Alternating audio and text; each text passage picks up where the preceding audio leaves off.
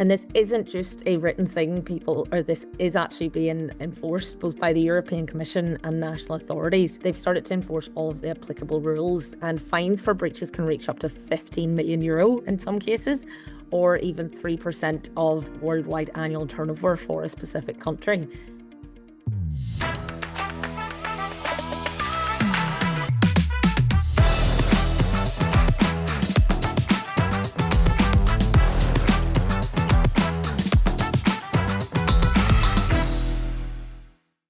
Hi, everyone, and welcome back to another episode of the ProfileTree podcast. I am joined today by Marcus and David, and today we're going to be talking about the new AI labeling rules. So basically, just to provide a bit of context, the new EU AI Act transparency requirements began applying on the 2nd of August 2026. So right just at the start of this week.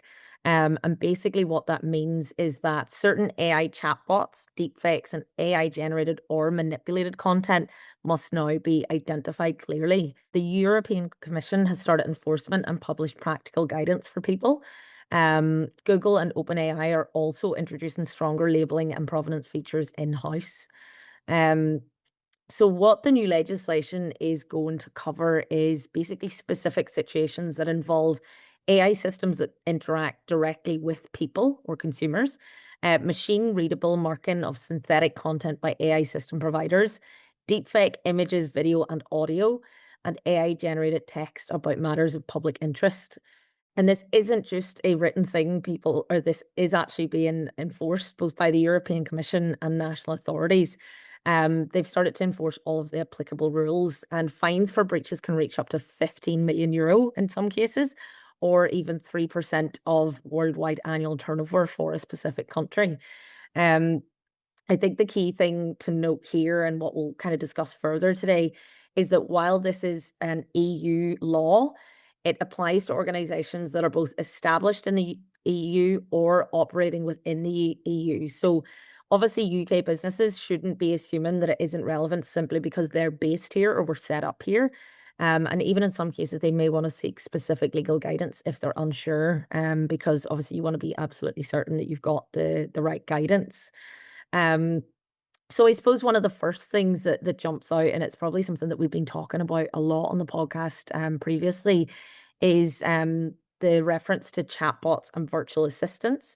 So this can cover basically website chatbots, customer service agents, sales assistants, avatars, and voice assistants, as in VAs that are basically answering customer calls and speaking to them.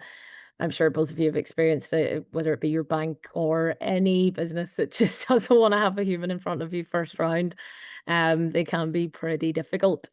Um, Essentially, providers of chatbots and virtual assistants must now ensure that people are being told when they're interacting directly with an AI system, unless it's already obvious. And that's from the get-go. It's not something that they can kind of do, further into the process. They need to know from the first step that they're actually speaking to a chatbot or a virtual assistant. What the Act also says is that businesses should provide a clear route to a human when the query is sensitive, complicated, or consequential. I think that's something that probably best practice would dictate already, but it is an important thing for businesses to consider that, whether it be, for example, if someone needs to cancel an account because they've had a relative that's passed away, or, dealing with some potentially financially sensitive information or something like that. But what I kind of wanted to ask you both was, do you think that as a result of this, customers are potentially more likely to trust something like a chatbot or a virtual assistant when they're clearly identified? I think from the get-go, like if you interact with a chatbot at the minute and it's pretending to be human and it's very clearly AI, that can almost do a disservice in the first place. So I think it's going to be good for that, just the fact it's labeling it from the get-go, so people are aware of what they're getting. In terms of like impacting, I think AI chatbots at the start, they're getting a lot better than what they were, but at the start there definitely was a bit of people using them and then they're sort of like not getting the answer they wanted. Can I talk to a human immediately? So I think that's the big one, is like it will probably make people more trustworthy. You're helping people realize that like you're disclaiming what you have to tell them before they actually interact with the chatbots. I think that's a good thing. Yeah. And what about you, Marcus? What do you think? Yeah, I would definitely echo that. Depending on, the type of user that you are, you may already be savvy enough to see AI implementations as they come up. It's been some time now that various companies have been utilizing and implementing new tools, but certainly for the more casual user, it'll probably be most noticeable for them. And yeah, it'll be interesting to see how that changes kind of user behavior and interaction with components like that, whether it's any kind of produced material by AI, whether it's looking at chatbots as well, as David was discussing there too. I'm not too sure what way it'll be in that regard. There's always a layer of bias, I suppose, between me, at least on my part, maybe for used to as well, because we keep such a close kind of ear to the ground on AI tools, and because we're used to using them ourselves, we can spot them a little bit better in the wild. But definitely quite good for users, and the two layers of responsibility, essentially, both for providers to provide this labeling, is going to be key. And then for the actual deployers, essentially any businesses, agencies, whoever might be using AI in this way, having to disclose as well. So yeah, should be a net plus, but see. Yeah, I think it's interesting because, while there may not be loads of cases of, businesses or providers or people that use AI chatbots in-house, outright kind of denying or saying that they're not AI. You definitely see the kind of casual, "Oh, welcome, my name is," and it could literally be a chatbot called Marcus McRae, and you're thinking, I don't think you're actually called Marcus McRae," and that it's, even an attempt to kind of humanize the AI more. So it'll be interesting to see if people kind of still continue to do that, or they're like, "Well, we can't really dress it up anymore. You know that it's AI. I know that it's AI, so we just have to kind of go with that." Um, David, do you think that this could have an impact on businesses in the sense that, if people are more aware that they're directly communicating with an AI chatbot, that it could lead to businesses having to be slightly less reliant? For example, as you were saying, Marcus, where you say, "Look, I need to speak to a human now," will it lead to more instances of that where they're like, "Okay, well, we don't have our fail safe anymore. We have to start having to put more human agents onto the customer queries?" I think it's the sort of thing where it's probably like time will help. So like once that everyone starts doing it and it is like normalized that you have that, because obviously if you have a website at the minute and you have a chatbot on it, depending on which chatbot provider you use, it might not have that message because obviously, as you said, it needs to be shown from the start. So obviously that's going to be the thing over the next year as people start to implement it properly. That's going to be the norm. Like everyone's going to have that. So when you go to see a chatbot, it's going to mention AI at the start. So whenever that becomes normalized, I think then people would maybe be more likely to use it. But for now, I think depending on the person, obviously, but a lot of people I think will maybe see the label and be like, I'm going to contact, especially if it's maybe older people. But it just also depends on the query. Do you know what I mean? As you said, if it's something sensitive, a lot of people wouldn't trust the chatbot yet because it's still early. I know that some banks and stuff have AI workflows inside the bank, but if it's like a website, I think some people there's still a bit of divide there because obviously you're not logged into the website, you're just using the website as it is.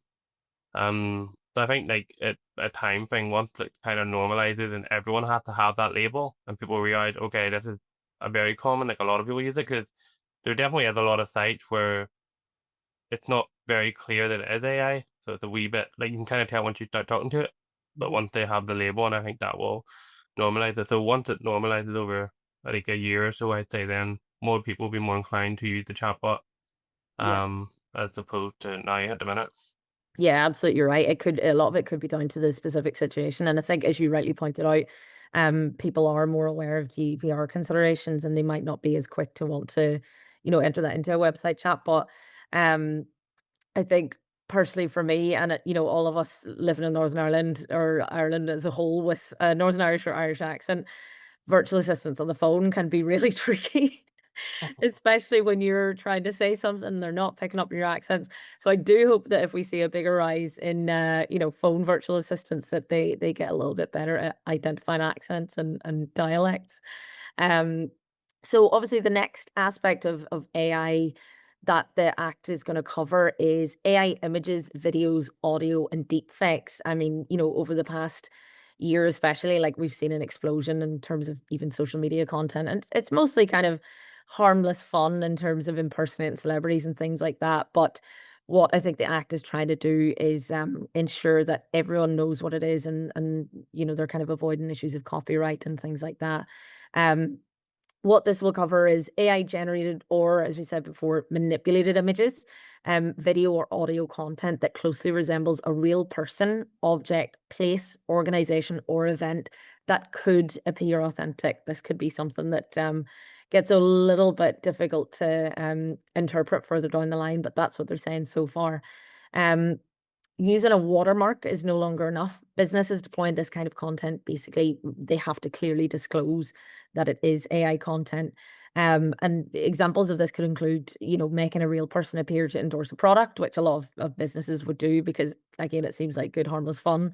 Cloning an employee's or a celebrity's voice, creating a realistic but fictional customer testimonial, showing an AI-generated building, venue, or product as though it already exists, or substantially altering genuine event footage.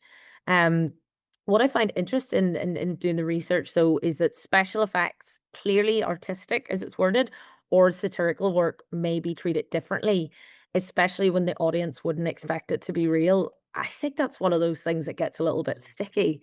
Yeah. So often we've seen news stories about, oh, this is unfair, this is slander, and someone might claim that it's satire. I don't know what you guys think, but I think that's potentially muddying the waters slightly. Potentially. I mean, it's nothing new in the world of kind of content creation, essentially, this kind of aspect, yeah, and where people will try to veer very, very close to the line. It's going to be one of those cases where if you clearly have tried to go close to the line, you have to assume that you're probably going to get burned for it, I'd say, because that's usually how they'll kind of come down on it. We'll see, obviously, how that works in action. As you said, now things have to be very clearly labeled, essentially machine kind of readable, essentially, in terms of what the output is. No, I mean, I just, maybe this sounds a bit cynical, but I can foresee a lot of EU-based court cases over the next few years, where someone might be willing to sort of stand up in court and say, no, this absolutely was satire. But again, maybe I'm thinking too extreme, and there may not be that much sort of instance of it, Well, but it is interesting. because obviously, I don't know if you've seen, but on Instagram, there's a lot of businesses claiming that Ed Sheeran is here, there, everywhere. And obviously, that's like an example of viral marketing where you're doing something really quickly to kind of jump on trend. But there is probably a lot of people, like my sister, for example, who think Ed Sheeran is actually in Belfast. So obviously they could argue that's satire, but then if someone actually goes to it, the business because they expect someone to be there, so it's kind of half and Yeah. half, and especially now whenever it's still kind of new. But I know what you mean. It is very much a grey area because it's not the sort of thing where you can kind of draw a line because everyone has a different opinion on what's satire and what's not satire. So I do think Yeah. things like that are interesting, especially like the whole viral marketing aspect, because that is something that a lot of people are doing, and like because that's like the most valuable marketing nowadays is viral marketing. So I do think that that's going to be impacted a bit because obviously like part of the joke is that you don't know if it is or isn't, is he is or isn't there. And now if you have this AI badge right below the post, you're going to be very clear that it's a joke. But yeah, I think like you said, like that is interesting, the whole satire part, because again, there's a lot of people that will argue one way or the other. So I would say, yeah, at least from how it's been kind of stated, what I would say is if there is any kind of question at all or any kind of doubt that it might infer, I don't think you'll get away with it, is probably how it'll be actioned. We'll see. It's obviously quite different when we think about, okay, in this case, we're talking about likeness, essentially, in some cases. Obviously, they mentioned, things like events or certain other kind of depictions as well. The core of this is essentially kind of likeness and the portrayal of that in a way that's honest, essentially, to the user. Another aspect that people have discussed about AI before is from an intellectual property standpoint as well, in terms of how all of these platforms essentially are using information kind of for free of various, be it books, movies, anything that you have, and how it generates off of them too. So there's a lot of layers to consider with this, but at least from similar kind of instances that I've kind of seen over the years, not just AI related, but to other kind of ways that people will depict, be it Photoshop or otherwise, there can't be any kind of doubt, I think, is probably the best approach. I mean, from the kind of provider side of things, I believe if they were in the market, before the 2nd of August, then they actually have until the 2nd of December this year to implement machine readable marking, essentially. Whereas any new systems created after that date, so after the 2nd, have to comply immediately, is the way that they're implementing that. So we're not going to see perhaps the full effect of this until really we get into next year. Obviously, companies are going to start complying with it sooner rather than later in most cases. We'll see how this shakes up a lot of platforms, maybe smaller AI tools out there as well, to see if they're able to comply, depending on how they've made things. It's going to be a bit of a shake up all around because potentially for some systems, they might have been made with certain things in mind, and now this legislation kind of goes against maybe what they were planning to sell or planning to do. Yeah, absolutely. And I mean, another arguably maybe the most prevalent aspect of the act is how it approaches AI written content. So that includes things like articles, social media captions, and marketing copy. And I would say in terms of the typical businesses we work with and how most businesses probably use AI, this might be the most important one. And what the new legislation kind of contains, it doesn't mean that businesses now need to label all AI written content, as obviously that might be a bit of a hefty task. And this did take quite a lot of reading for me to understand. So hopefully I'll explain it in a clear way. But in terms of any AI written content, in order to require being labeled, it must be these three things. So the first thing, potentially quite obvious, it needs to be published, as in it needs to be clearly visible to the public. So for example, on your social media accounts, on your website, a press release, a news story, things like that. It also then needs to be intended to inform the public. So this could include an economic report or articles explaining a new law. For example, if we were to publish a blog post about this specific act, that would apply. Other things like public policy changes or an election.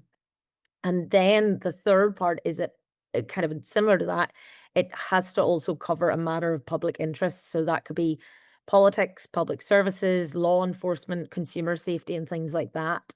So, in other words, and I suppose most importantly for businesses, content that is considered strictly promotional or marketing content doesn't apply. So, for example, if you did a social media post and use AI to write the caption promoting your new product, you do not need to label that because I imagine a lot of people see this and think, oh, this is going to be so much work. I'm going to have to write XYZ. So that's a really key thing. I think what this act is trying to do is protect the public from potentially very, important information being delivered by AI in a way that's not, obviously kind of getting a final review by a human. So hopefully that's good news for a lot of businesses. And what I've sort of done as well is come up with a bit of a checklist in terms of what businesses should do next. I mean, the first thing, and maybe it's obvious, maybe it's not, but it's to actually clearly identify whether or not this act applies to you. So I suppose, as we said at the start of the episode, it is an EU act, but that doesn't necessarily preclude businesses in NI and obviously England, Scotland, and Wales. If you either set your business up originally in the EU, or if you're actively trading or operating within the EU. So, for example, unconfirmed, but I imagine if you were an NI business selling goods that were, purchasable based in, the wider EU mainland, then you need to look into whether or not this actually applies to you. And I probably would recommend seeking legal advice if necessary, because it's absolutely better to be cautious and safe than kind of making any assumptions. A potential headache, but I think it's one of those things that's definitely going to be worth it. Another thing that businesses are going to want to do is introduce internal processes. So things like guidelines or checklists to help your staff understand when the when the sort of requirements do apply, and also make sure that they're actually complying with them, because I imagine it's something that initially, at least, people are going to see a lot of teething problems. Label then your AI content when it's relevant. But I suppose it's important to bear in mind that some platforms already have their own AI labeling automatically applied. I think some of the ones off the top of my head, Google, Meta, TikTok, and YouTube. I think, are there any others that already do that? Obviously we're seeing it a lot more on social media, and Google, I think, only last month maybe introduced it. Yeah, they have like a synth ID, so it basically adds like an invisible watermark, but in this law that would actually apply because it's invisible. Great point. Yeah, it's, as Marcus said, machine readable, but not clearly visible to the actual consumer. So yeah, important to remember that is there, and you don't want to obviously double up on the work, but to kind of verify that as well. But I mean, as always, I suppose every time that we talk about AI and responsible use of AI, ensure that whatever AI content you might be putting out there, it has human input and the information is verified and reviewed before it kind of reaches the public. Any other things, guys, that you would suggest to businesses kind of in terms of next steps or what they should consider, I suppose immediately? I think the biggest one's the chatbot, to make sure that if you have a chatbot on your website, if you got it built or you use a platform, that it has that intro. So it has intro and it's saying that it's using AI, if it is an AI chatbot. And then probably the second one be if you use any imagery for products. So if they use AI for any of your product imagery, then you need a flag for them as well. So those are probably the two big ones that will maybe apply to some people, because I know some people would maybe use AI for, like kind of promotional shots of maybe their products. They might have a real product photo, but then maybe some of the other photos in the slider are AI generated. So those are probably the two big ones, I would say. The chatbot number one, and then the product imagery number two. Yeah, I would say overall it's essentially a litmus test on realism. Essentially, if anything that you are using, be it media, content, functionality of any sort, if there's any doubt, or if it's directly trying to display itself as being something completely organic and real, a real kind of, or human in some cases, then these rules will then kind of apply, and that will be, as David had stated, anything from a chatbot that sounds like, oh, maybe this is a real person talking to me right now, or a product image which is AI generated and doesn't actually look like the actual thing that you're selling, depictions of people, anything kind of in between. Essentially, there can be no doubt. On the creative side of things, you're still quite open, as we said, at least in a manner of speaking, for just promotional or more kind of stylistic or aesthetic kind of things. There's no markers there, at least for the meantime. We'll see how intellectual property comes in maybe sometime in the future. But yeah, essentially realism is what it's all kind of targeting, and making sure that yeah, everything that's been displayed to users on the front end is honest about what it is. Yeah, absolutely. I think that's the key thing is a lot of people within the sort of realm of digital might see this as potentially anti-AI, but I think it's exactly the opposite, Marcus, as you said. It's about transparency and ensuring that human beings recognize that they are interacting or in some way consuming AI content or whatever way that might be. So I think it's probably going to be have some initial teething problems in terms of how it's enforced, and I think it'll be one to keep an eye on the news stories, certainly. But yeah, definitely a few considerations for businesses and people going forward. So thank you, Marcus, thank you, David. Thank you everyone for listening or watching. And we will see you next week on the ProfileTree podcast. Be sure to like, share, and subscribe to the episode.